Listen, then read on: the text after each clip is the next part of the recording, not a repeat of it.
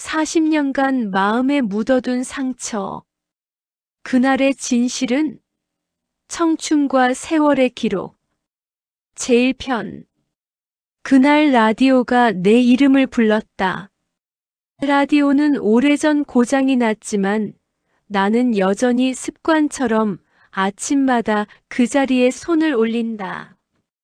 작동도 안 되는 스위치를 한번 눌러보고 볼륨 버튼을 한번 비틀어 본다.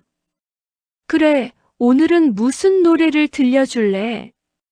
나도 모르게 혼잣말이 새어나온다. 며칠 전 오래된 친구 정마리에게서 전화가 왔다. 순이마 동창회한다. 이번에는 꼭 와라. 너 빠지면 재미가 하나도 없어. 나는 대답 대신 식탁 아래 작은 상자를 꺼냈다. 공장 배지, 오래된 사진 몇 장, 그리고 색이 바랜 라디오 카세트 테이프. 손바닥에 얹힌 공장 배지가 유난히 차갑게 느껴졌다. 그걸 보는 순간 오래전 기계음 사이를 뚫고 흐르던 라디오 목소리가 또렷하게 되살아났다. 20살 무렵의 나는 늘 바빴다. 아니, 바쁨을 넘어 달리는 삶에 가까웠다. 아침 7시 공장 문을 들어서면 뜨거운 기계 열과 석유 냄새가 동시에 밀려왔다. 기계들은 쉼없이 돌아갔다. 딱딱딱딱. 철판이 맞부딪히며 내는 그 규칙적인 소리가 이제는 두근거리는 심장처럼 느껴질 정도였다. 수님 씨, 이쪽 라인 오늘 속도 올릴 거니까 손 조심해요. 오달식 천공 반장은 우리에게 늘 그렇게 소리쳤다. 나는 손끝에 힘을 더 주었다. 방직 공장은 손이 생명이다. 한 번만 집중을 놓치면 실이 꼬이고 실이 꼬이면 라인 전체가 멈춘다. 그런 날은 작업반 전체가 눈치를 보며 하루를 보내야 한다. 그런데도 신기하게 마음이 무너지진 않았다. 왜냐면 우리에겐 라디오가 있었으니까. 점심 10분 전이 되면 기계 돌아가는 소리 사이로 라디오 DJ의 부드러운 목소리가 흘러들었다. 다음 곡은 방직 공장에서 일하는 청취자 여러분을 위한 신청곡입니다. 모두 오늘도 수고하셨습니다. 그 말 한마디면 우린 마치 누군가에게 토닥임을 받은 것처럼 기운이 났다. 내 젊은 날의 위로는 거창한 것이 아니었다. 라디오 한 곡, 누군가의 목소리, 그게 전부였다. 그러던 어느 날이었다. 오후 2시쯤 라디오에서 심상치 않은 멘트가 흘러나왔다. 오늘은 특별한 사연을 소개합니다. 사연을 보낸 분은 김순임 씨. 순간 기계 소리가 잠시 멈춘 것처럼 느껴졌다. 아니, 실제로 멈춘 건 아니었지만 내 귀엔 아무 소리도 들어오지 않았다. 정마리가 옆에서 팔꿈치로 쿡 찔렀다. 야, 내 이름 맞지? 김수님. DJ의 목소리는 계속 이어졌다. 수님 씨는 야간 학교를 다니며 낮에는 공장에서 일한다고 하셨네요. 배우는 게 늦은 나이란 건 없다는 말이 참 멋집니다. 순간 기계 열기보다 더 뜨거운 무언가가 온몸을 훅 끼쳤다. 부끄러움, 뿌듯함, 그리고 설명할 수 없는 감정. DJ가 마지막으로 말했다. 수님 씨, 고단한 하루 속에서 이 노래가 작은 힘이 되길 바랍니다. 그리고 흘러나온 노래는 그의 여름 공장을 지배했던 바로 그 곡이었다. 나는 그날 기계보다 더 빠르게 뛰는 내 심장을 억누르며 실을 감았다. 그 한 곡이 내 인생을 조금 더 살만한 것으로 만들어 주었다. 스스로를 쓸모있는 사람이라고 느끼게 해주었다. 그 후로 세월이 휙 지나 어느새 환갑도 넘기고 70을 바라보게 됐다. 야간 학교는 오래전에 졸업했고 공장도 문을 닫았다.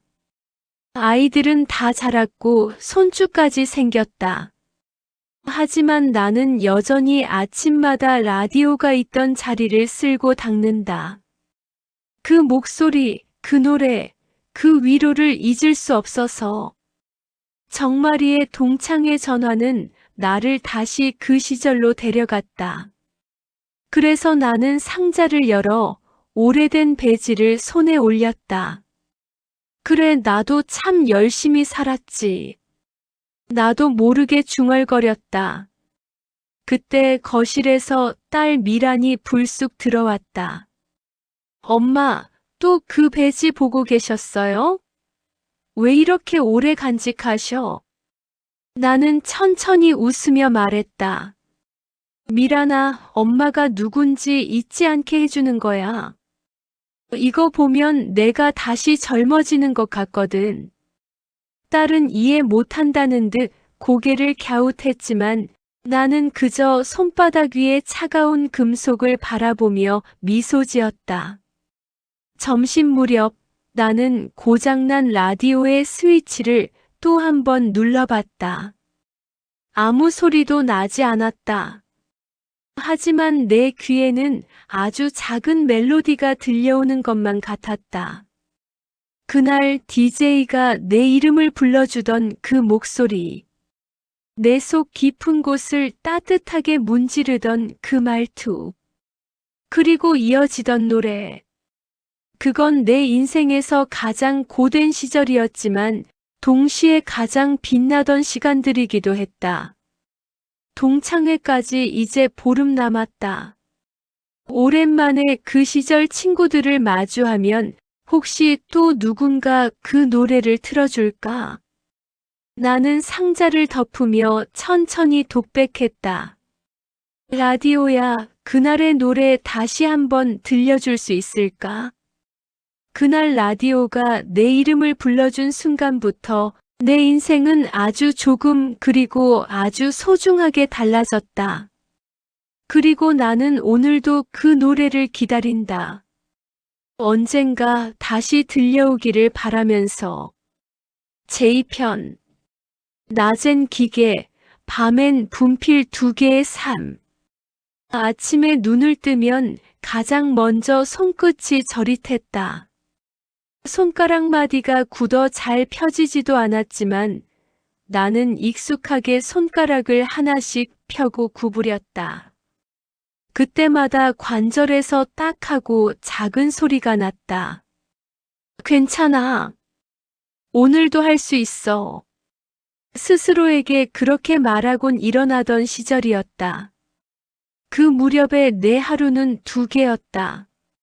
낮에 내 삶은 공장 기계 아래 있었고 밤에 내 삶은 분필 가루 속에서 깨어났다. 자식들 공부만 챙기다가 나만 뒤처진 것 같던 마음을 달래고 싶어 나는 야간 실업학교에 다니기 시작했다. 하지만 그 선택 덕분에 나는 스스로를 다시 사람이라고 느낄 수 있었다. 공장 문을 열면 기계 돌아가는 소리가 귀를 때렸다. 쿵, 철, 윙 서로 다른 박자가 뒤섞여 하루에도 수백 번 내 심장 박동과 엇박자를 만들었다.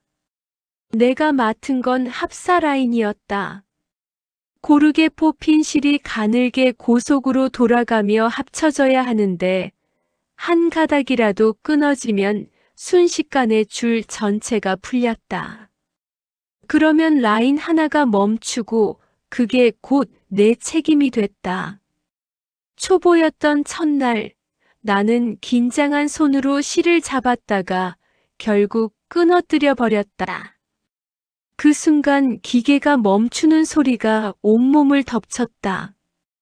반장은 눈썹을 찡그리며 나를 봤지만 옆에서 일하던 언니가 조용히 말했다. 처음엔 다 그래요. 손이 배우면 돼요. 그 말에 얼마나 위로가 됐는지 모른다. 그날 밤 집에 돌아와 베개를 베자마자 눈물이 나왔는데 그게 서러워서인지 안도해서인지 지금도 모르겠다. 몇 달이 지나자 손끝은 믿을 수 없을 만큼 빨라졌다. 감각이 먼저 움직이고 몸이 따라가는 느낌. 길게 뽑힌 실을 잡고 쓸어내고 얹고 이어붙이는 과정이 마치 춤 같았다. 기계는 무심했고 일은 고되었지만 이상하게도 나는 그 안에서 조용한 자부심을 느꼈다. 오늘도 너 때문에 라인이 멈추지 않았어. 그렇게 스스로를 다독이며 하루를 버텼다. 하지만 진짜 싸움은 일과 끝난 후부터였다. 집에 가면 씻고 밥을 먹고 다시 야간 학교로 나갈 준비를 했다. 퇴근길 버스에서 꾸벅꾸벅 졸다가 정류장을 지나치기도 수십 번. 그래도 학교 문을 열면 희한하게 잠이 사라졌다. 교실 공기는 늘 따뜻했다. 하얀 분필 냄새가 천천히 퍼지고 오래된 교실 창문 밖으로는 골목 불빛이 반짝였다. 선생님은 우리가 피곤한 얼굴로 앉아 있어도 늘 미소로 맞아줬다. 오늘 하루도 고생 많았어요. 자, 이제 우리 시간이에요. 그 말 한마디면 삶의 균형추가 기울어지지 않고 버텨냈다. 낮에는 기계 소리가 나를 밀어붙였고 밤에는 분필 긁히는 소리가 나를 붙잡아줬다. 정마리는 항상 책상에 턱을 괴고 꾸벅꾸벅 졸았다. 선생님이 이름을 부르며 깨우면 정마리는 늘 생글생글 웃었다. 선생님 죄송해요. 오늘 낮에 기계가 자꾸 말썽을 부려서요. 그 변명은 매번 같았지만 선생님은 한 번도 혼내지 않았다. 피곤한 얼굴로 책을 펼치는 우리를 보면 아마 마음이 짠해졌을 것이다. 나는 글씨를 아주 작고 또박또박 쓰는 버릇이 있었다. 공장에서 손끝으로 미세한 실을 다루던 버릇 때문인지 글씨에도 습관이 배었다. 수업 중 필기를 하다가 손에 남아있던 기름 냄새가 살짝 올라오면 왠지 모르게 미안해 스커트에 손을 쓱 닦곤 했다. 그때마다 선생님은 조용히 나를 보고 미소 지었다. 수님 씨, 오늘도 열심히 적네요. 글씨 참 예쁩니다. 그 말이 그렇게나 힘이 됐다. 하지만 이런 생활을 남편은 이해하지 못했다. 당신, 밤에 왜 또 나가? 피곤하지도 않아? 조금. 배우고 싶어서 그래. 고생은 낮에도 충분히 하는데 뭘 또 배워? 그 말투는 무심했지만 나는 그 속에 담긴 걱정을 알아듣고 있었다. 그래도 내가 포기하지 않을 거란 사실도 알았다. 어느 늦은 밤 학교에서 집으로 돌아오는 길이었다. 버스 창문에 비친 내 얼굴은 피곤했지만 이상하게 행복해 보였다. 모자를 눌러 쓴 채 졸고 있는 승객들 사이에서 나는 홀로 교과서를 들여다보며 중얼거렸다. 이게 다 무슨 의미가 있을까? 그러다가도 곧 이렇게 덧붙였다. 그래도 지금의 나를 살게 하는 건 이 시간뿐이야. 공장에서는 나의 이름 앞에 몇 번 라인 담당이라는 말이 붙었다. 하지만 학교에서는 그냥 이름 그대로 불렸다. 책 속 글자를 읽으면서 나는 누구의 엄마도 누구의 아내도 아닌 그냥 나 자신으로 존재할 수 있었다. 어느 날 학교에서 받아온 시험지를 가방 사이에 넣어두었다. 그리고 공장 휴식 시간에 조심스럽게 펼쳤다.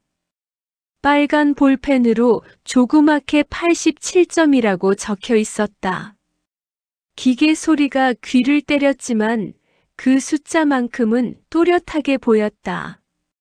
순간 마음이 뭉클해졌다. 그 점수는 내 인생에서 받은 그 어떤 상보다 소중했다. 그날 집에 돌아와 시험지를 서랍 깊숙이 넣으며 속으로 중얼거렸다. 순임아, 너도 할 수 있구나. 그 시대의 나는 늘 피곤하고 늘 바빴지만 나는 두 개의 삶을 동시에 살고 있었다. 공장에서의 나는 쉬지 않고 손을 움직였고 학교에서는 마음을 움직였다. 지금 돌아보면 그 모든 시간이 참 기특하다. 기계 아래에서 지친 몸을 끌고 학교로 향했던 내 걸음, 잠이 쏟아져도 필기를 멈추지 않던 내 손끝, 그리고 그 한복판에서 빛났던 나의 젊음. 누군가에게는 평범한 날들이었겠지만 나에게 그 시간들은 내 인생을 바꾸는 조용한 기적이었다. 제3편 떡볶이 한 그릇이 바꾼 우정. 공장에 처음 들어갔던 해 여름은 유난히 뜨거웠다. 기계에서 뿜어져 나오는 열기와 사람들의 체온, 그리고 작업장 천장에서 내려오는 오래된 형광등의 열까지 합치면 그 좁은 공간은 거의 찜통 같았다.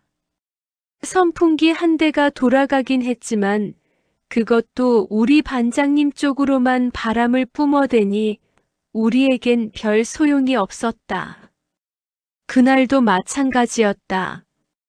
땀으로 젖은 이마를 기계 옆 철판에 대서 식히고 있는데 뒤에서 누군가 나를 툭 치는 느낌이 들었다. 야, 순임아. 오늘 점심에 나랑 같이 가자. 뒤돌아보니 정말이었다.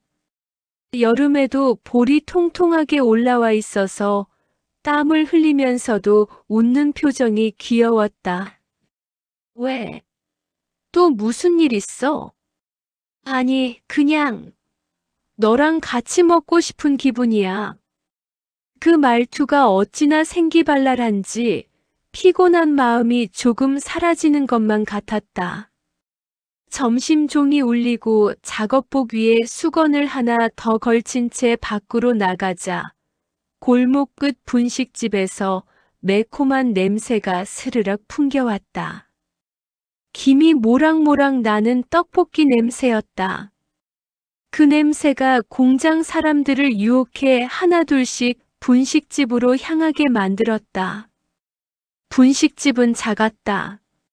나무 의자 몇 개와 낡은 알루미늄 테이블이 전부였다. 주인 아줌마는 빨간 앞치마를 두르고 커다란 철판 앞에서 부지런히 떡과 오뎅을 뒤집고 있었다. 2명이요. 정마리가 먼저 외쳤다. 떡볶이 조금 덜 맵게요. 순이미는 매운 거 잘 못 먹어요. 순간 나는 얼굴이 빨개졌다. 정마리가 언제 그런 걸 알았는지 모르겠다. 하지만 누군가 내 취향을 기억해 준다는 게 조금 기분 좋았다. 떡볶이 2그릇이 나오자 하얀 증기가 얼굴을 파고들었다. 입김 같기도 하고 여름 열기 같기도 한 그 김 속에서 우리는 숟가락 대신 작은 포크를 들었다. 정마리는 포크 한 번 찍어 입에 넣더니야 하고 춤추듯 움직였다. 야, 너무 맛있다. 이 집은 국물에 비법이 있는 것 같아. 응, 진짜 맛있네. 나는 입천장이 데일까봐 조심스럽게 후후 불어먹었다. 그런데 정마리가 갑자기 진지한 목소리로 말했다. 순임아, 너 처음에 공장 들어왔을 때 엄청 겁먹었었지? 나는 떡볶이를 한 번 씹다가 멈췄다. 어떻게 알았어? 너 첫날에 실 끊어먹고 울 뻔했잖아. 나 봤어. 당황한 나는 황급히 포크로 떡볶이를 찌르며 웃었다. 아, 그걸 봤구나. 창피했겠다. 왜 창피해? 다들 그래. 나도 그랬어. 정마리가 웃으며 말하는데 그 얼굴이 이상하게 따뜻해 보였다. 그날 처음으로 나는 정마리가 단순한 동료가 아니라 친구가 되어가고 있다는 걸 느꼈다. 떡볶이를 절반쯤 먹었을 때였다. 밖에서 공장 경비 아저씨의 호각 소리가 들렸다. 야, 곧 쉬는 시간 끝나겠다. 얼른 먹자.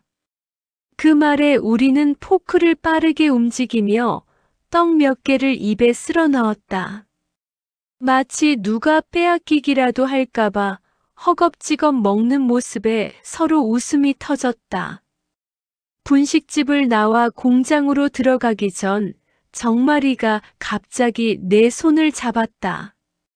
순임아, 우리 앞으로도 같이 다니자. 뭘? 점심도 야간 학교도 그냥 뭐든지. 너랑 있으면 좀 편하거든. 그 말은 분명 가벼운 농담처럼 들렸지만 나는 그 속에서 묘한 진심을 느꼈다. 그 뒤로 우리는 거의 매일 점심을 함께 먹었다. 때로는 떡볶이를 먹었고, 때로는 김밥을 사서 공장 뒷문 계단에 앉아 허겁지겁 먹기도 했다. 비 오는 날에는 좁은 처마 밑으로 들어가 젖은 어깨를 털며 컵라면을 나눠 먹었다. 가난하고 바빴지만 그 시간만큼은 이상하게 조용한 평화를 느꼈다. 한 번은 일 때문에 크게 혼난 날이었다. 내가 라인을 제대로 확인하지 못해 실이 꼬였고 전체 라인이 멈춰버린 탓에 팀원들 모두가 1시간이나 손을 놓아야 했다. 반장은 내게 화를 냈고 나는 순간 너무 창피해서 눈물이 핑 돌았다. 그날 점심에도 나는 밥맛이 없어 그냥 공장 창고 옆에 홀로 앉아 있었다. 그런데 정마리가 언제 왔는지 조용히 내 옆에 앉았다. 그리고 봉지에서 뭔가를 꺼내 건넸다. 먹어. 떡볶이였다. 아까 분식집에서 산 따끈한 떡볶이. 나는 고개를 저었다. 나 지금 그런 거 먹고 싶지 않아. 먹어. 너 지금 울려고 그러지? 그 말에 나는 그만 웃음이 나버렸다.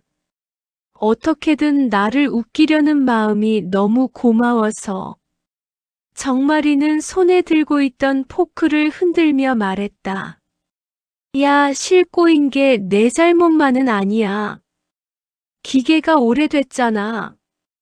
게다가 우리의 인생도 가끔 꼬이는데 기계라고 안 꼬이겠냐?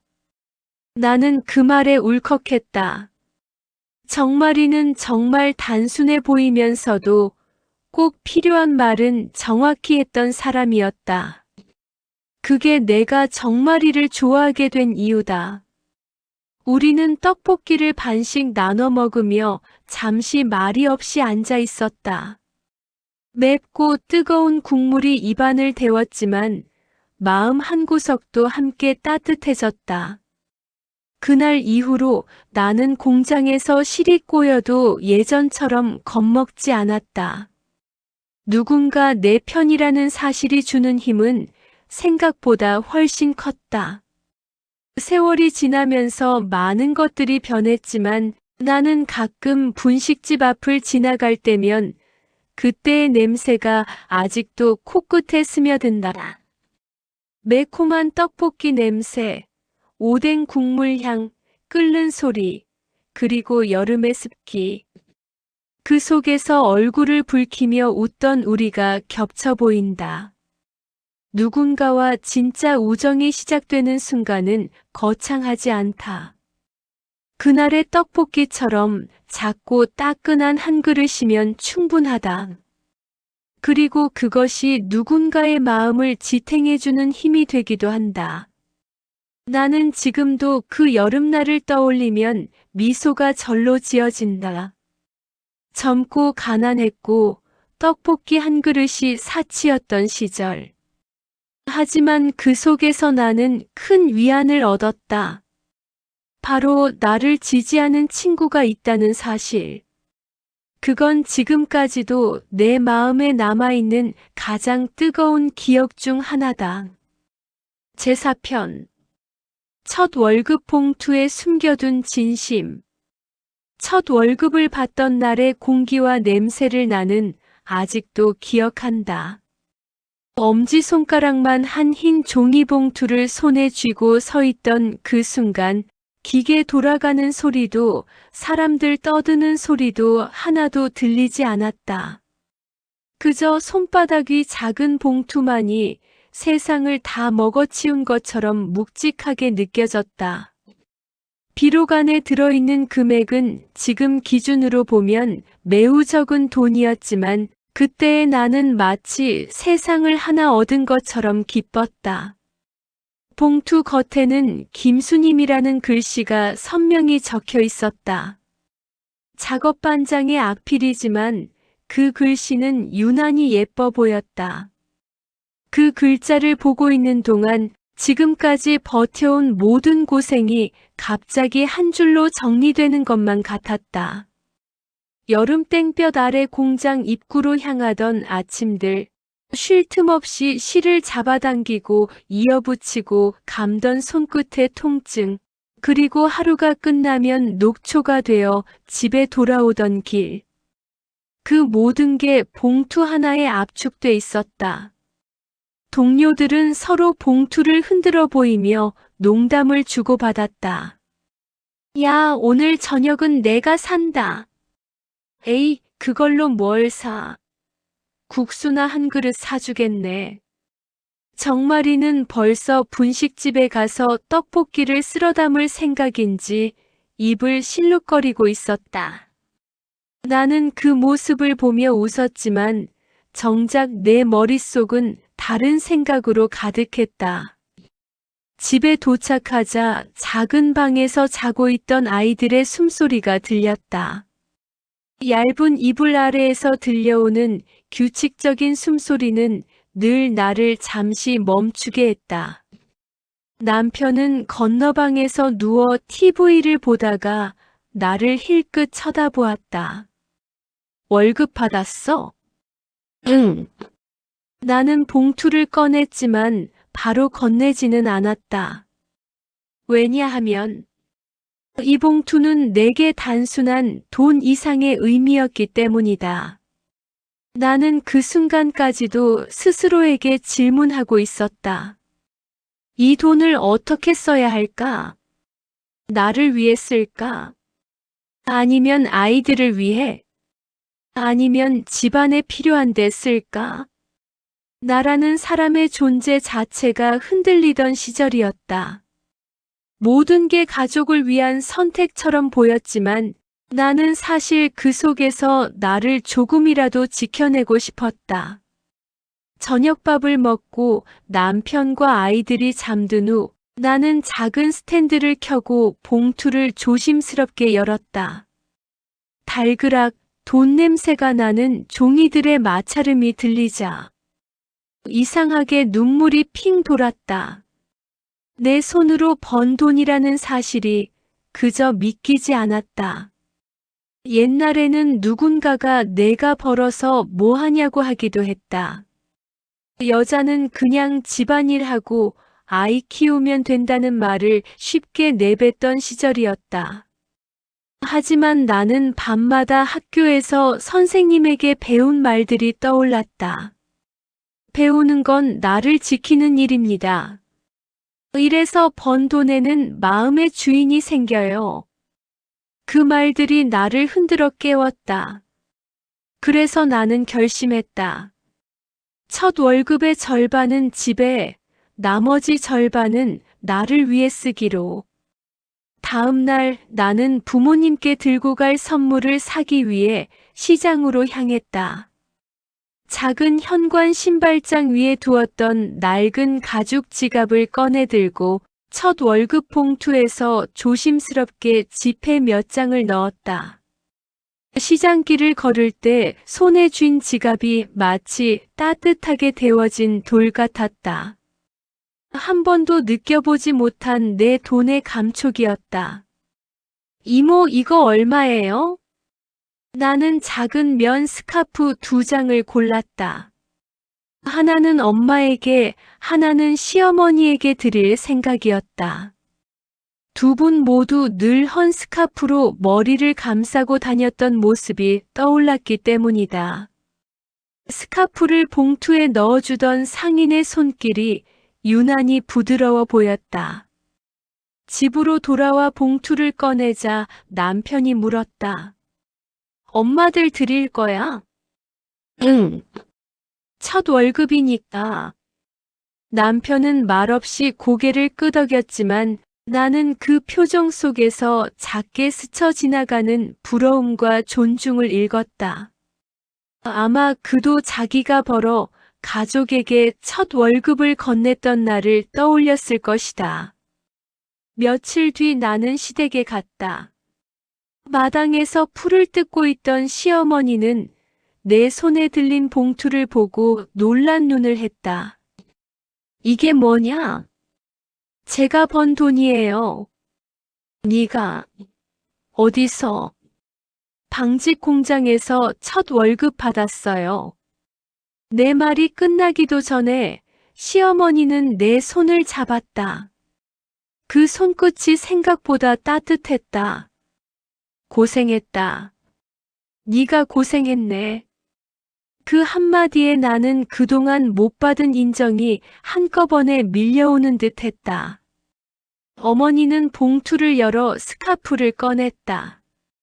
어쩜 이렇게 예뻐? 네 엄마 것도 샀겠지? 나는 고개를 끄덕였다. 그 순간 시어머니 얼굴에 작은 웃음이 스며들었다.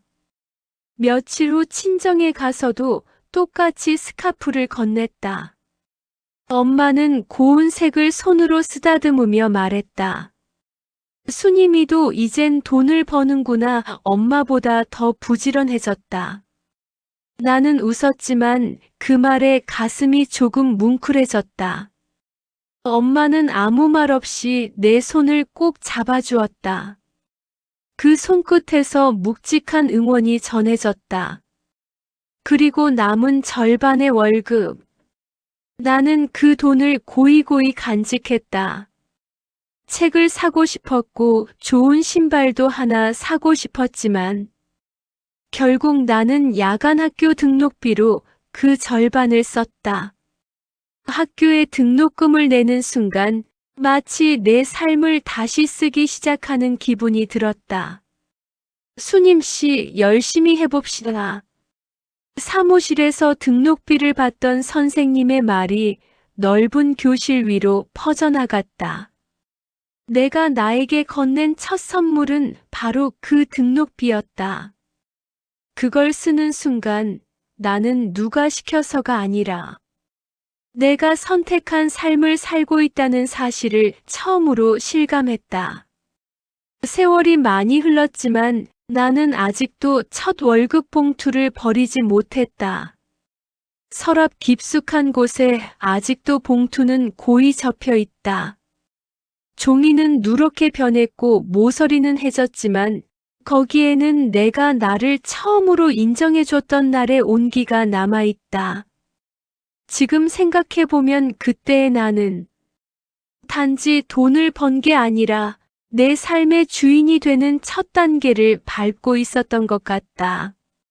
첫 월급 봉투는 작은 종이 한 장이었지만 그 안에는 어른이 되어가는 나의 숨은 진심이 가득 담겨 있었다. 그리고 그 진심은 지금의 나를 만들어준 가장 소중한 시작이었다. 제5편 야간학교 선생님의 한마디.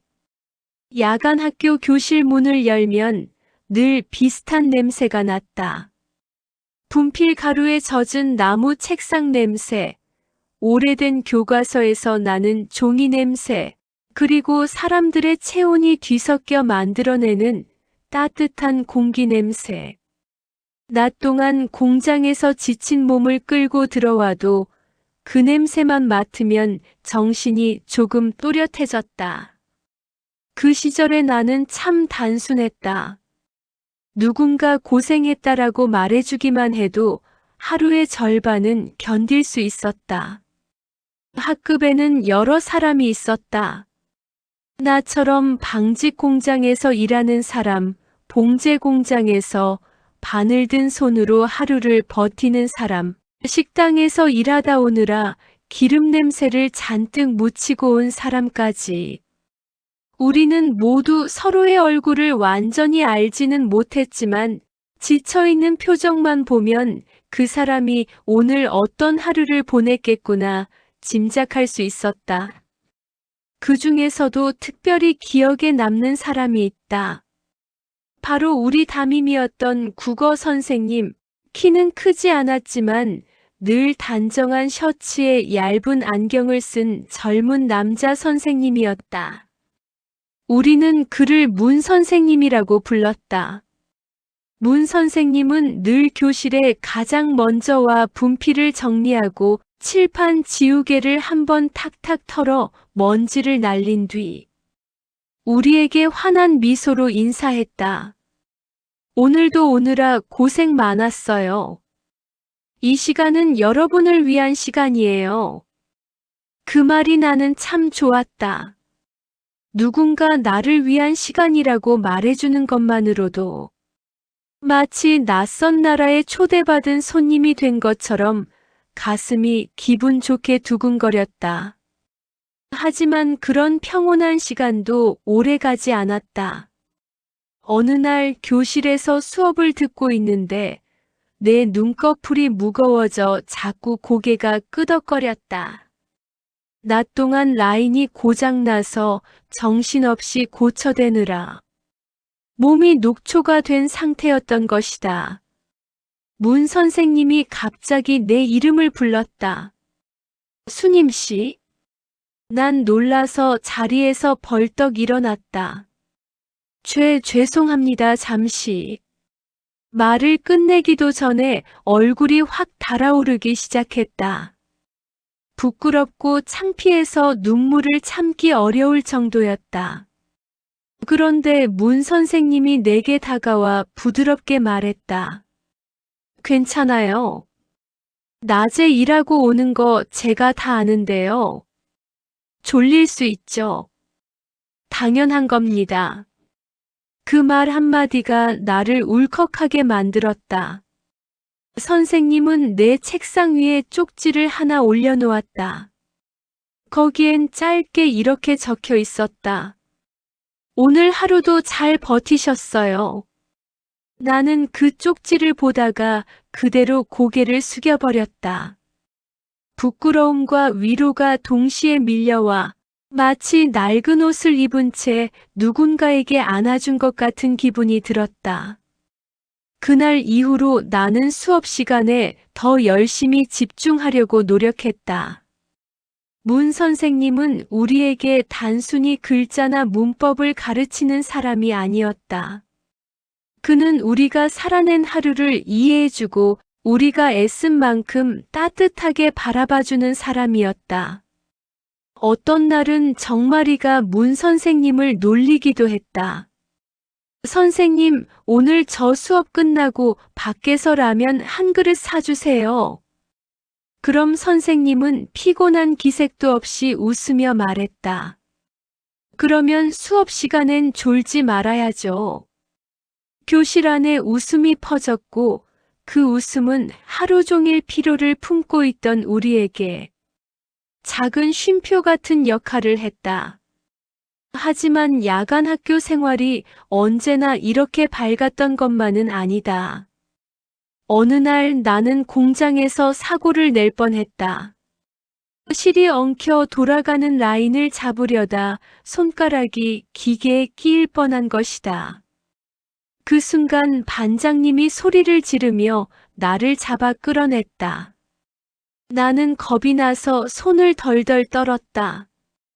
그날 하루 종일, 그리고 학교로 향하는 버스에서도 나는 손가락을 감싸 쥔 채 힘을 주지 못했다. 교실 문을 열자 문 선생님이 내 손을 발견했다. 수님 씨, 손 다치셨어요? 나는 고개를 저었다. 아니에요, 괜찮아요. 그냥 조금 놀랐어요. 그러자 선생님이 조용히 말했다. 괜찮지 않아 보여요. 그 말투는 따뜻한 위로가 아니라 마치 내 속마음까지 다 들킨 사람처럼 정확했다. 그날 수업이 끝난 뒤 선생님은 내게 잠시 남아달라고 했다. 나는 가방을 어깨에 걸치며 조심스레 교탁 앞에 섰다. 그러자 선생님이 아주 조용히 그러나 단단하게 말했다. 수님 씨는 너무 많이 참아요. 힘들면 힘들다고 해도 돼요. 누군가에게 보여주기 위해 버티지 않아도 된다는 뜻입니다.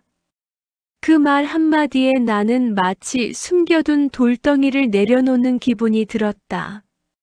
누구도 내게 그런 말을 해준 적이 없었다. 집에서는 애들 생각해서 버텨라. 공장에서는 내가 하지 않으면 누가 하냐. 세상은 늘 나에게 참으라고만 했지, 누구도 내가 왜 참아야 하는지는 물어보지 않았다. 그런데 문 선생님은 달랐다. 그는 내가 가진 상처와 피로를 그대로 바라보며 말해줬다. 괜찮아요. 지금까지 정말 잘해오셨습니다. 그날 집에 돌아가는 버스 안에서 나는 창밖을 보며 조용히 울었다. 슬픔의 눈물도 기쁨의 눈물도 아니었다.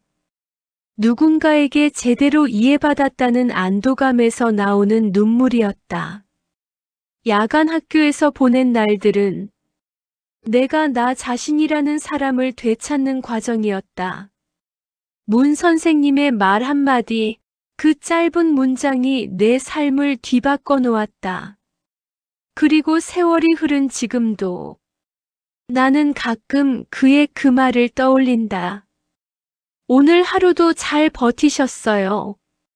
힘들면 힘들다고 해도 돼요. 이 두 문장은 인생의 바닥까지 내려갔다고 느낄 때마다 나를 끌어올려줬던 밧줄 같은 문장이었다. 나는 이제야 깨닫는다. 그 시절 야간 학교에서 배운 건 글자나 지식만이 아니었다. 그건 바로 나를 존중하는 법이었다. 제6편. 규칙은 냉정했지만 사람은 따뜻했다. 공장에서 일한 세월을 돌이켜보면 사람이 지친 건 단순히 일 때문만은 아니었다. 우리를 더 지치게 한 건 때때로 너무나도 딱딱하게 정해진 규칙들이었다. 기계처럼 딱딱 끊어지는 출근 시간, 정해진 라인별 작업량, 손가락을 다쳐도 쉬지 말고 채워야 하는 하루 할당량. 그 모든 규칙은 공장의 움직임을 유지하기 위한 것들이었지만 그 안에서 살아가는 사람들에게는 숨을 조금씩 조여오는 족쇄 같기도 했다. 그렇다고 해서 그 시절이 불행하기만 했던 건 아니다. 신기하게도 그런 냉정한 규칙 속에서도 서로를 끌어안는 인간적인 온기가 있었다. 그 따뜻함은 규칙보다 더 강했고 그 덕분에 우리는 버틸 수 있었다. 내가 있던 합사 라인에는 준호라는 사람이 있었다. 말수가 적고 늘 고집스러울 정도로 일을 정확하게 했다. 반장도 준호에게는 함부로 하지 못할 정도로 손이 빨랐고 실수가 거의 없었다. 나는 처음엔 그런 준호가 조금 무서웠다. 눈썹 아래로 떨어지는 무표정이 얼핏 보면 까칠해 보여서 오늘 실 좀 꼬이지 말아야 할 텐데 하고 혼자 생각하곤 했다. 그런데 어느 날이었다. 내 라인에서 실이 갑자기 팡 하고 터지며 사방으로 튀어나갔다. 기계가 스스로 멈추긴 했지만 라인이 엉망이 됐다. 나는 놀라서 뒷걸음질 치다가 거의 넘어질 뻔했다. 그때 누군가 내 팔을 잡아 끌었다. 수님 씨, 괜찮아요? 그 목소리는 준호였다. 그는 빠르게 기계 상태를 살피더니 한 손은 내 손목을 잡고 다른 손으로는 기계 스위치를 꾹 눌러 정지 상태를 다시 확인했다. 나는 숨을 헐떡였다. 미안해요. 실이 너무 팽팽하게 당겨져서. 수님 씨 잘못이 아니에요. 이 기계가 오래됐어요. 가끔 이런다니까. 그 말에 가슴이 조금 풀렸다. 누구도 내 편이 되어주지 않을 것 같았던 순간 그 한마디가 얼마나 따뜻했는지 모른다. 반장은 와서 라인을 살피더니 이거 다시 감으려면 한참 걸리겠네 하고 한숨을 쉬었다. 나는 반장의 말투에 위축됐지만 준호가 낮게 말했다. 반장님, 이건 수님 씨 실수 아닙니다. 기계가 문제예요. 그 말 덕분에 나는 꾸중을 듣지 않고 넘어갈 수 있었다. 그날 이후 준호에 대한 인상이 조금씩 달라지기 시작했다. 엄격한 규칙과 차가운 공장 분위기 속에서도 살짝, 아주 살짝 따뜻한 바람 같은 사람이었다. 며칠 뒤 점심시간 공장 뒷마당에서 도시락을 먹고 있는데 누군가 내 옆에 조용히 앉았다. 고개를 돌려보니 준호였다. 그는 말없이 도시락 뚜껑을 열었다. 고추장에 슥슥 비빈 밥과 계란 프라이. 아주 단순한 도시락이었지만 왠지 정갈해 보였다. 그날 고마웠어요. 내가 먼저 입을 열었다. 준호는 천천히 밥을 뜨며 말했다. 서로 도와야죠. 여기서 안 그러면 누구도 못 버텨요. 그 말은 진리였다. 공장의 규칙은 사람을 살피지 않았지만 사람은 사람을 살폈다. 우리는 그걸로 하루를 버텼다. 그 무렵 공장에서는 작은 사건이 하나 터졌다. 작업반 중 한 명이 아침에 지각을 했는데 반장이 규칙을 들먹이며 하루치 생산량을 혼자 더 채우라고 했다. 그 사람의 표정이 잔뜩 굳어 있었고 눈가에는 피곤이 잔뜩 내려앉아 있었다. 정마리가 내게 귓속말했다. 저 언니 어제 야근하고 바로 출근한 거야. 애 새 키우면서 혼자 산대. 그 말을 듣는 순간 마음이 먹먹해졌다. 규칙대로라면 반장의 말이 틀린 건 아니었다. 하지만 사람의 사정이 규칙처럼 단순하지는 않았다.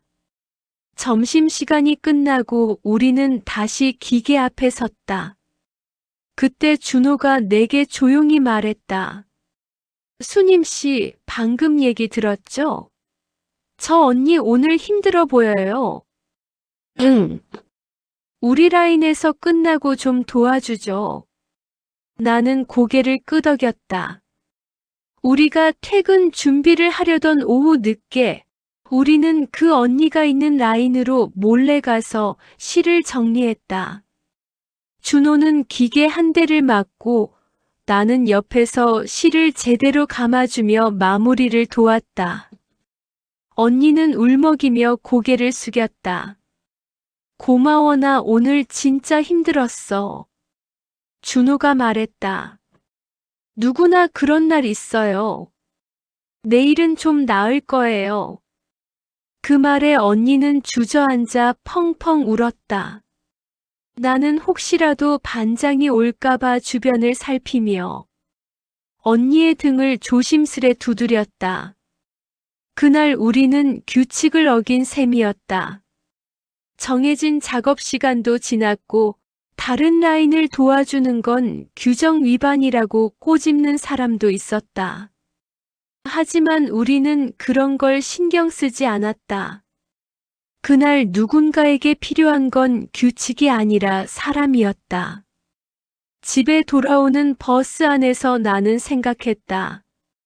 이 공장에 내가 버틸 수 있었던 건 준호 같은 사람이 있어서였구나. 야간 학교에서 문 선생님의 따뜻한 말이 나를 살게 했다면 공장에서는 준호의 조용한 배려가 나를 버티게 해주었다. 사람이란 참 이상하다. 혼자라고 생각할 때도 결국은 누군가의 작은 손길이 삶을 바꾸어 놓는다. 많은 시간이 흘렀고 공장은 결국 문을 닫았다. 하지만 그 시절을 떠올리면 기계 소리와 함께 떠오르는 건 차가운 규칙이 아니라 그 틈에서 빛나던 사람들의 온기다. 정마리의 소란스러운 웃음, 언니의 눈물, 응원처럼 건네진 도시락 한 숟가락, 그리고 준호의 짧고 단단한 한마디. 냉정한 규칙은 우리를 몰아세웠지만 마지막에 우리를 구한 건 결국 사람이었다. 나는 그 시절의 따뜻함을 아직도 마음 한구석 깊은 곳에 간직하고 있다. 그 온기가 없었다면 아마 지금의 나는 이렇게 살아오지 못했을지도 모른다. 제7편 서랍 속에서 나온 오래된 편지. 며칠 전 정마리에게서 전화가 온 뒤 나는 어딘가 마음이 계속 뒤숭숭했다. 동창회라니. 기대되는 마음 반, 괜스레 꺼림칙한 마음 반. 그 시절을 다시 떠올리는 일은 늘 복잡한 감정을 불러일으켰다. 한참을 망설이다가 나는 결국 오래된 서랍을 열었다. 그 안에는 내가 참아 버리지 못한 것들이 가득했다. 옛 사진, 빛바랜 노트, 야간 학교에서 받았던 성적표, 그리고 작은 봉투들.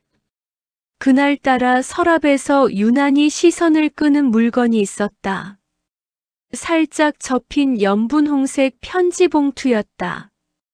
봉투 모서리는 닳아 있었고 잉크는 한쪽이 조금 번져 있었다. 손에 들자마자 기억이 훅 하고 밀려왔다.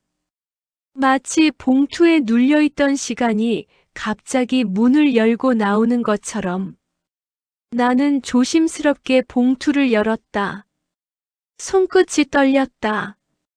봉투 안에서 나온 건 노란빛이 도는 편지지 한 장이었다. 글씨는 정갈했고 잉크는 습기에 젖어 흐리지 않게 잘 버텨주었다.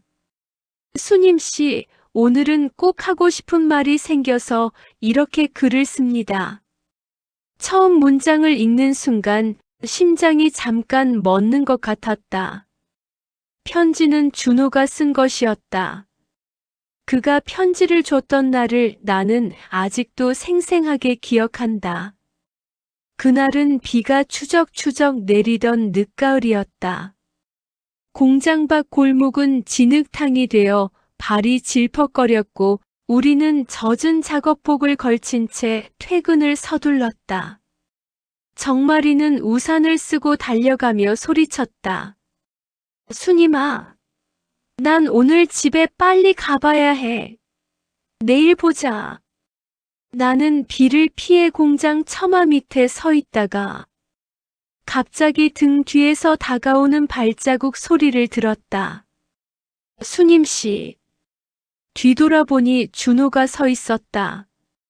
그는 젖은 앞머리를 손으로 쓸어 넘기며 어딘가 어색하게 봉투를 내밀었다. 이거 집에 가서 읽어봐요. 그때 나는 봉투를 받자마자 고개를 끄덕였다. 그 순간 빗방울이 봉투에 툭 떨어졌다. 마치 편지가 나를 향해 숨을 내쉬는 것 같았다. 집에 도착했을 때 나는 편지를 펴보지 못했다. 아이들을 재우고 나면 너무 피곤했으니까. 그리고 다음 날 아침 편지를 가방에 넣고 야간 학교로 갔다.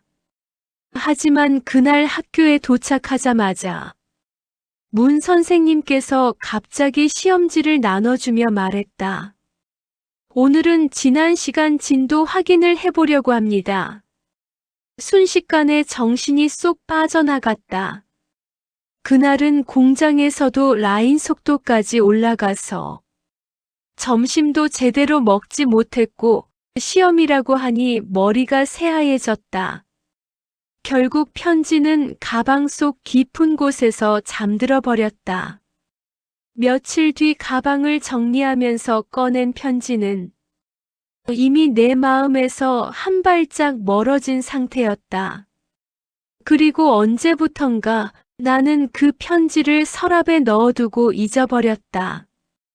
그런데 오늘 이렇게 다시 마주하고 보니 그때 내가 왜 이 편지를 제대로 읽지 않았을까 하는 묘한 후회가 밀려왔다. 나는 편지의 두 번째 문장을 읽기 위해 천천히 숨을 들이켰다. 수님 씨는 늘 자신을 제일 마지막에 생각하더군요. 그런 수님 씨가 저는 마음에 걸립니다. 순간 손끝이 저릿했다. 그의 말투가 눈앞에서 그대로 들리는 것만 같았다. 늘 조용하고 말은 적었지만 정확한 사람. 누가 봐도 마음속 깊은 곳에서 오래 생각하고 꺼낸 문장이었다. 편지는 길지 않았다. 하지만 한 글자 한 글자가 묵직했다. 힘들면 말해주세요. 수님 씨가 혼자 버티는 모습, 보기만 해도 마음이 아픕니다. 그 문장을 보는 순간 나는 문득 그 시절의 나를 보았다. 멍한 얼굴로 기계 앞에 서 있던 나, 손가락에 굳은 살이 박혀도 아무 말 하지 않던 나, 그리고 밤에는 피곤한 몸을 이끌고 학교에 가던 나. 나는 그때 한 번도 힘들다는 말을 해본 적이 없었다.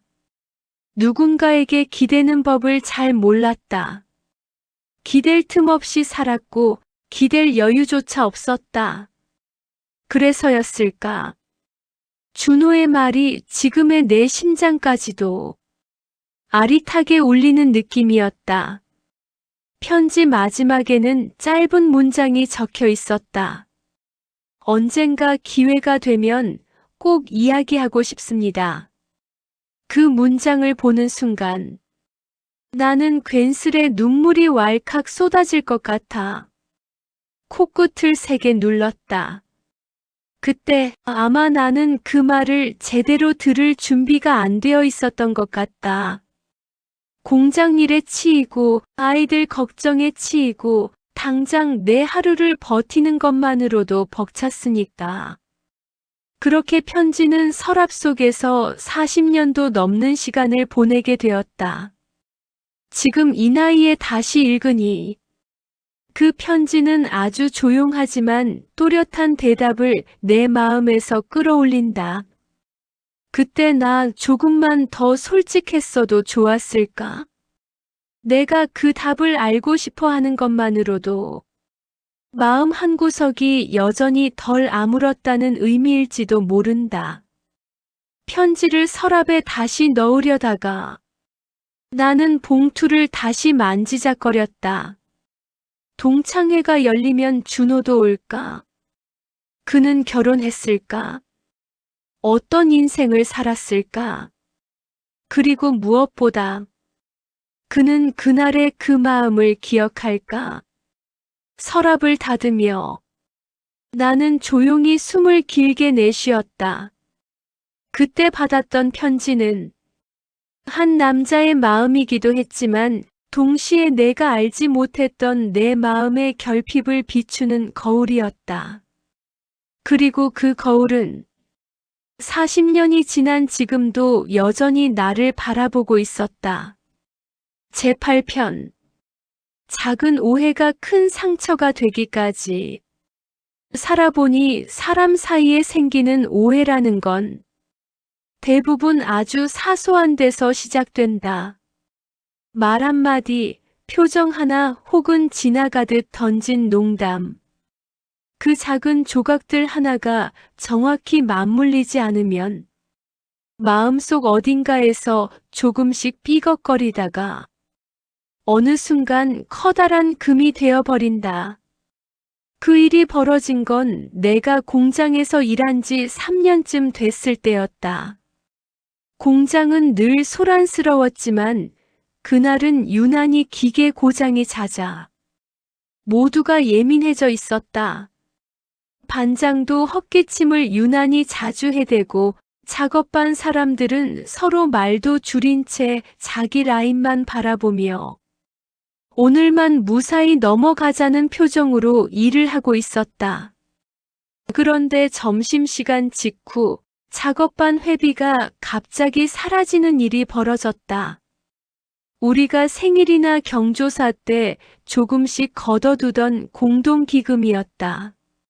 늘 공장 사무실 책상 서랍에 넣어두곤 했는데 어느새 한 봉투가 사라져버린 것이다. 반장은 얼굴을 잔뜩 구기며 말했다. 이거 누가 가져간 거야? 누가 열쇠를 갖고 있었지? 열쇠는 두 사람에게만 있었다. 반장, 그리고 나. 순간 시선들이 내 쪽으로 몰렸다. 나는 당황해서 양손을 내저었다. 저 아니에요. 정말 아니에요. 그런데 나의 억울한 변명은 고양이 울음처럼 작게 들렸나 보다. 반장은 내 눈을 한참 동안 바라봤다. 수님 씨, 당신이 열쇠를 갖고 있으니까 말하는 거야. 뭐 급한 일 있었으면 말만 하지. 그 말은 마치 너가 가져갔지? 라고 직접 말하는 것보다 더 날카롭게 들렸다. 내 얼굴이 순식간에 달아올랐다. 등줄기를 타고 식은땀이 흘렀고 심장은 귀 바로 옆에서 두들기는 것처럼 쿵쾅거렸다. 정마리가 급히 나서서 말했다. 반장님, 수님이가 그런 사람 아니에요. 그러나 반장은 손을 내저었다. 일단 찾자고. 그 후로 공장 전체에 이상한 기류가 흘렀다. 누군가는 힐끔힐끔 나를 훔쳐보았고 누군가는 속삭이며 수군거렸다. 심지어 어떤 이는 돈이 숨이 붙어 도망간 것도 아닐 텐데 라는 비아냥도 던졌다. 그 며칠 동안 나는 마치 어둠 속에서 혼자 서 있는 것 같았다. 사람들의 시선은 말보다 더 잔인했다. 아무도 직접적으로 날 비난하진 않았지만 그 침묵과 시선 속에서 나는 죄인이 되어가고 있었다. 그 중에서도 가장 마음 아팠던 건 평소 나와 가장 친하게 지내던 언니가 나를 피하기 시작한 것이었다. 점심시간 내가 다가가면 그 언니는 이유를 대며 자리를 피했고 작업 도중 내가 옆에만 있어도 자꾸 손을 꼬물거리며 다른 사람을 불렀다. 작업이 끝난 어느 날 나는 결국 그 언니를 붙잡고 물었다. 언니, 나 진짜 아니야. 언니는 눈을 피하며 말했다. 알긴 하는데. 그래도 조심하는 게 좋지 않겠어? 그 말은 나를 칼날처럼 베었다. 알아라고 하면서도 나를 믿지 못하는 사람의 말투였다. 그날 밤 집에 돌아와 조용히 부엌 식탁에 앉아있던 나는 한참이나 가만히 손만 바라보고 있었다. 불빛 아래 내 손등은 여태 공장에서 일하며 생긴 상처들로 움푹움푹 패여 있었다. 이 손으로 번 돈으로 아이들 키우고 학교 등록금도 내고 작은 선물도 사고 친구들 점심도 몇 번씩 샀었는데 이 손이 어떻게 누구 돈을 훔친 손으로 보일 수 있단 말인가. 그날은 밤늦게까지 잠이 오지 않았다. 억울함과 서러움이 뒤엉켜 가슴이 꽉 막힌 듯 답답했다. 내가 뭘 잘못했나? 왜 나를 의심하는 거지? 아무리 곱씹어도 답은 나오지 않았다. 그러던 중 문득 준호의 편지가 떠올랐다. 수님 씨는 늘 자신을 마지막에 둡니다. 힘들면 힘들다고 해도 됩니다. 그 말이 마음 어딘가에서 타고 올라와 목 끝까지 차올랐다. 나는 다음 날 아침 결국 반장에게 직접 찾아가 말했다. 반장님, 회비 잃어버린 거 제가 아닌 건 확실하게 알아주세요. 반장이 나를 올려다봤다. 피곤한 기색이 얼굴에 짙게 깔려 있었다. 나도 알아. 근데 절차상 어쩔 수 없잖아. 그 말에 나는 이를 꽉 깨물었다. 절차도 좋지만 사람도 좀 봐주세요. 그 말이 내 입에서 나오자 반장은 잠시 멍하니 나를 바라보았다. 며칠 뒤 기적처럼 회비 봉투가 발견되었다. 공장 뒷창고에 쌓여 있던 철제 서랍 틈 사이에서 어떤 아주머니가 우연히 찾아낸 것이었다. 누군가 슬쩍 넣어둔 것이 아니라 그냥 정리하던 중 실수로 다른 서랍으로 들어간 것이었다. 그 순간 나는 안도의 한숨과 동시에 터져나오는 울음을 간신히 막았다. 반장은 내게 와서 말했다. 수님 씨, 미안했네. 그 말이 쉽게 용서로 이어지지는 않았다. 상처는 이미 깊게 배어 있었으니까. 무엇보다도 그동안 나를 피하던 사람들의 표정이 갑자기 달라진 것이 나를 더 아프게 했다. 수님 씨, 미안해. 오해했어. 내가 좀 경솔했네. 나는 그들이 사과하는 것을 들으며 고개를 끄덕였지만 마음 한구석에서는 사람 마음이라는 게 이렇게 쉽게 흔들리는 거구나 하는 씁쓸함이 들었다. 하지만 그 와중에도 단 한 사람 준호만은 처음부터 끝까지 나를 의심하지 않았다. 회비가 없어진 날 그는 내게 조용히 말했다. 수님 씨는 아닌 거 알죠? 저는. 그 한마디가 그 당시 내 마음을 얼마나 지탱해줬는지 모른다. 그리고 사건이 마무리된 뒤 그는 내게 다가와 말했다. 수님 씨 상처받았죠? 나는 고개를 숙였다. 사람이 더 무섭네요. 그는 천천히 말했다. 사람이 무서울 때도 있고 또 사람 때문에 버틸 때도 있어요. 그 말 속에서 나는 진실을 하나 배웠다. 규칙은 냉정했다. 사람들은 때로 잔혹했다. 하지만 그 속에서도 사람 때문에 사라지는 순간들이 있었다. 그날 이후 나는 사람을 조금 더 넓은 시선으로 보기 시작했다. 누군가의 말 한마디, 표정 하나에 너무 쉽게 흔들리지 않으려고 노력했다. 그리고 지금의 나는 안다. 사람을 아프게 하는 것도 사람이고 사람을 다시 일으켜주는 것도 사람이라는 걸. 이 인생의 균형은 그렇게 잡혀 있었다. 제구편. 동창의 밤, 드디어 밝혀진 진실. 동창의 날이 다가올수록 마음이 이상하게 뒤흔들렸다. 기대도 있었지만 묘한 불안이 함께 따라왔다. 40년 넘게 지나버린 그 시절의 기억들이 한꺼번에 문을 열고 밀려오는 느낌이었다. 마치 오래된 책장을 열어 먼지 쌓인 서랍 속 편지를 다시 뒤적이는 것처럼. 드디어 동창의 날, 나는 옷장을 뒤적이다가 오래전 공장 배지를 꺼냈다.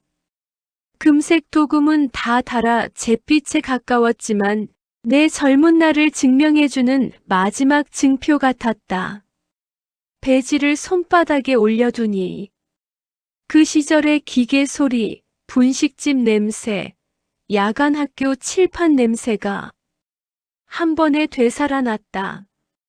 행사장에 도착하자 낡은 연회장 특유의 약간 눅눅한 카페 냄새와 사람들이 오랜만에 만났을 때 나는 특유의 떠들썩한 웃음소리가 뒤섞여 있었다. 문을 열자마자 정마리가 두 팔을 활짝 벌렸다. 야, 순임아. 드디어 왔다. 너 안 오면 나 삐질 뻔했어. 정마리는 여전히 소란스럽고 따뜻했다. 마치 중년이 된 몸속에 20대의 심장이 그대로 자리한 사람처럼. 그녀의 얼굴을 보는 순간 나도 모르게 마음 한구석이 환해졌다. 자리로 안내받아 앉으려는데 멀리서 익숙한 실루엣이 보였다. 천천히 하지만 확실한 걸음으로 다가오는 한 남자. 머리에 흰빛이 많이 번져 있었지만 무표정 속에서 흐르는 조용한 기운은 변하지 않았다. 준호였다. 순간 심장이 살짝 뛴 듯했다. 시간이 이렇게 오래 지나도 그 사람의 모습은 내 기억 속에서 거의 흐려지지 않았다는 걸 그때 알았다.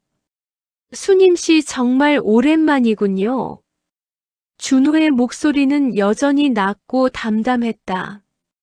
나는 순간 어색해져 가볍게 웃으며 인사를 건넸다. 그러게요. 잘 지내셨어요? 말은 짧았지만 우리 둘 사이에는 묘하게 긴 공백의 시간이 그대로 서 있는 것 같았다. 행사가 시작되고 사람들은 지나온 세월을 떠들썩하게 쏟아냈다. 그 시절 야간 학교 이야기, 공장에서 있었던 별의별 실수들, 누가 누구를 좋아했는지 하는 옛 소문까지. 그리고 마침내 누군가 그 이야기를 꺼냈다. 야, 그거 기억나냐? 78년도 회비 사라졌던 사건. 순간 공기가 살짝 흔들렸다. 나는 숟가락을 들던 손이 굳어 미묘하게 떨리는 걸 느꼈다. 누군가 말했다. 그때 순임이 의심받아 울던 거 지금도 생각나네. 그 말에 나는 저도 모르게 눈을 내리깔았다. 오랜 세월이 지났는데도 그때 느꼈던 서러움이 갑자기 목 끝까지 차오르는 느낌이었다. 그런데 그때 준호가 자리에서 천천히 일어났다. 준호는 마이크를 잡지 않은 채 그냥 조용한 목소리로 말했다. 그 얘기 오늘 정확히 해두는 게 좋겠네요. 사람들이 웅성거렸다. 준호는 잠시 숨을 고르고 말했다. 그 회비 봉투 제가 발견했습니다. 순간 방 안은 조용해졌다. 누군가는 눈을 크게 뜨고 누군가는 속삭였다.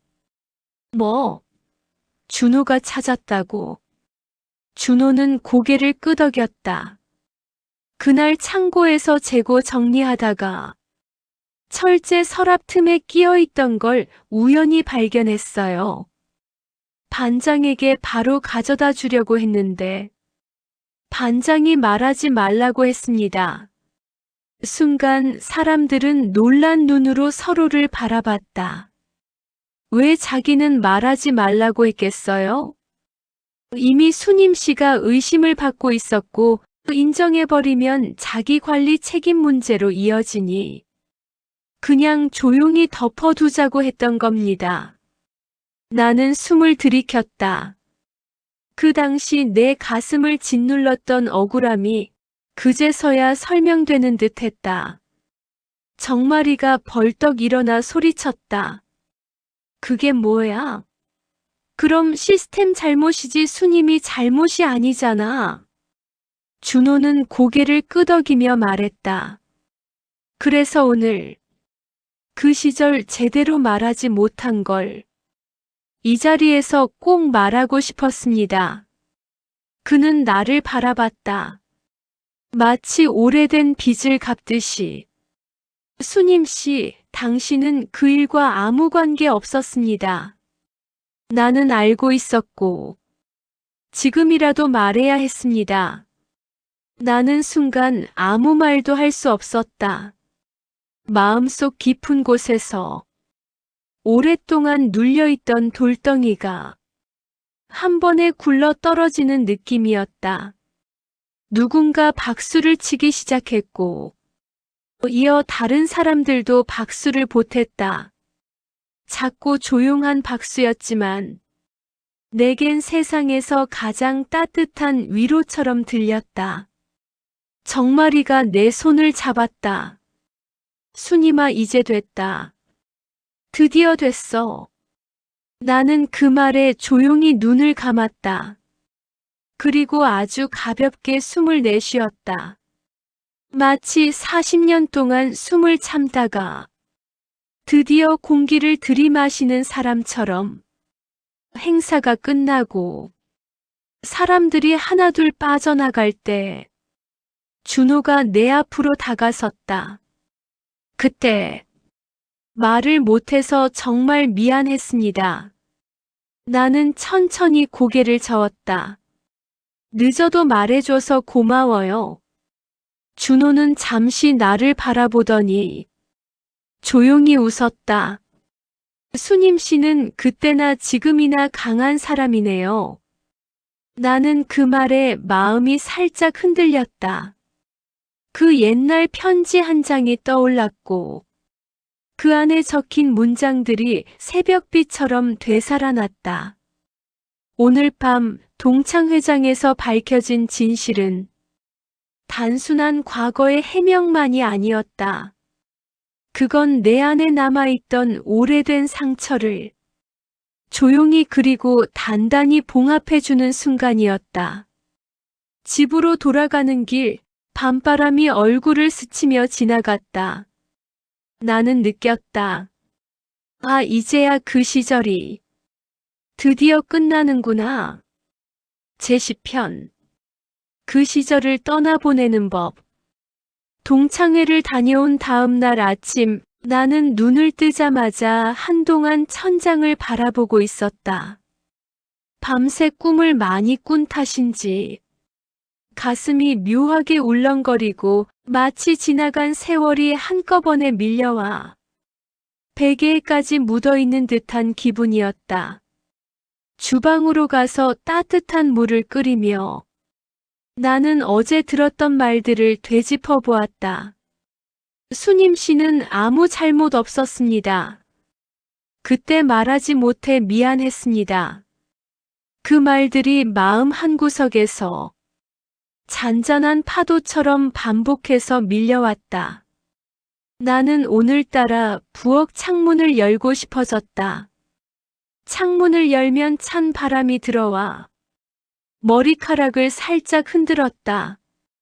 겨울의 끝자락이어서인지 공기가 차가운데도 어쩐지 시원했다. 마치 오래된 방 안 묵은 공기를 한 번에 털어내는 느낌이었다. 커피잔을 들고 식탁에 앉자 문득 서랍 속 편지가 떠올랐다. 준호가 내게 건넸던 그 편지. 40년 동안 열어보지 않고 묵혀두었던 그 마음 한 조각. 나는 잠시 망설이다가 결국 서랍으로 걸어갔다.